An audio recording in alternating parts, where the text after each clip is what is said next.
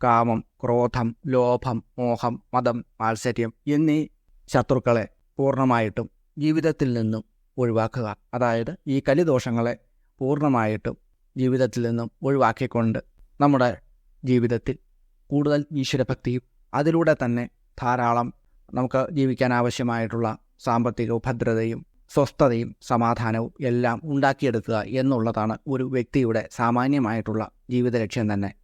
അവസാനം പരമമായ മോക്ഷപ്രാപ്തിയും. അതിന് ഏറ്റവും ഉപയുക്തമായിട്ടുള്ള ഒരു മന്ത്രം കൂടിയാണ് അധ്യായത്തിൽ പറയുന്നത്. പ്രണവപ്രകാശത്തിൻ്റെ പുതിയ ഒരു അധ്യായത്തിലേക്ക് എല്ലാവർക്കും സ്വാഗതം.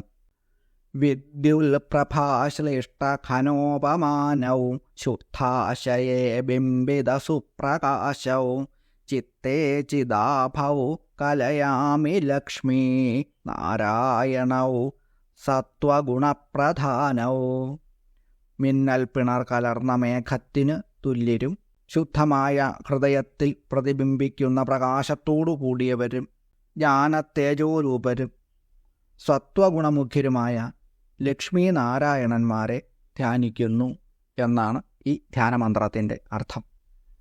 ഇതോടൊപ്പം അതിമനോഹരമായ ഒരു മന്ത്രം കൂടിയുണ്ട്. ഈ മന്ത്രത്തിൻ്റെ ഒരു പ്രത്യേകത ശക്തിബീജവും ലക്ഷ്മി ബീജവും ഹ്രീം ശ്രീം എന്നീ 2 ബീജമന്ത്രങ്ങൾ ഈ 2 തവണ ആവർത്തിച്ചു വരുന്നു എന്നുള്ളത് തന്നെയാണ്. ഓം ഹ്രീം ഹ്രീം ശ്രീം ശ്രീം ലക്ഷ്മീ വാസുദേവായ നമഃ. ഇതാണ് മന്ത്രം. ഈ മന്ത്രത്തിൻ്റെ ഋഷി പ്രജാപതിയാണ്. ഗായത്രിയാണ് ഛന്ദസ്. ദേവത വാസുദേവൻ. പ്രജാപതി ഋഷി, ഗായത്രി ഛന്ദ, വാസുദേവോ ദേവത. ഈ മന്ത്രത്തിൻ്റെ ഏറ്റവും പ്രധാനപ്പെട്ട പ്രത്യേകത നമ്മുടെ മനസ്സിൽ അഹങ്കാരം ഉണ്ടാകാതിരിക്കുകയും സാമ്പത്തികമായിട്ടും മറ്റ് വിദ്യ പോലെയുള്ള കാര്യങ്ങളിലും ഉന്നതി പ്രാപിക്കുകയും ചെയ്യും. പക്ഷേ അഹങ്കാരം ഉണ്ടാകാതെ അമ്മയും അച്ഛനുമാകുന്ന ലക്ഷ്മി നാരായണന്മാർ നമ്മെ സംരക്ഷിക്കുകയും ചെയ്യും. അത്തരത്തിലുള്ള ഒരു പ്രാർത്ഥനയോട് കൂടി വേണം നമ്മൾ ഈ മന്ത്രം ജപിക്കുവാൻ. എല്ലാ വ്യാഴാഴ്ചകളിലും തിങ്കളാഴ്ചകളിലും ഈ മന്ത്രങ്ങൾ ജപിക്കുന്നത് ഏറ്റവും ഉത്തമമാണ്.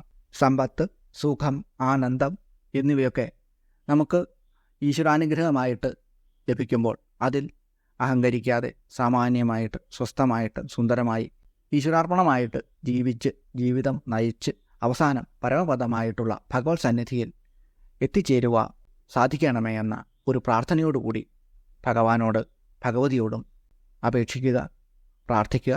ആത്മാർത്ഥമായി തന്നെ എല്ലാവരെയും ഭഗവാൻ അനുഗ്രഹിക്കട്ടെ എന്ന് പ്രാർത്ഥിച്ചുകൊണ്ട് നിർത്തുന്നു. നന്ദി, നമസ്കാരം.